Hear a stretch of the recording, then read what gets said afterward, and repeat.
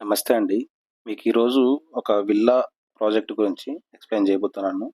ఈ ప్రాజెక్టు ఉప్పల్ నుండి గట్కేసర్ వెళ్ళే దారిలో పోచారం సెంటర్ నుండి జోడిమెట్ల వెళ్ళే రోడ్డు నుండి 2 కిలోమీటర్లలో ఉంటుందండి. ఈ ప్రాజెక్ట్ మీకు 14.5 ఎకర్‌లో ఉంటుంది. ఈ ప్రాజెక్ట్ మొత్తం డూప్లెక్స్ అండ్ ట్రిప్లెక్స్ ఉంటాయండి.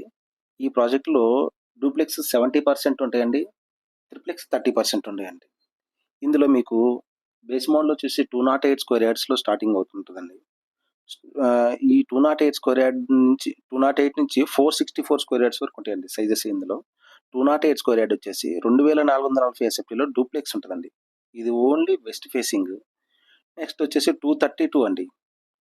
స్క్వేర్ యార్డ్స్‌లో ఉంటది. 232 square yards 2745 SFT. East and west ఉంటది. డూప్లెక్స్ ఉంటది. నెక్స్ట్ వచ్చేసి 237 స్క్వేర్ యార్డ్స్ అండి ఇది. ట్రిప్లెక్స్ ఇది.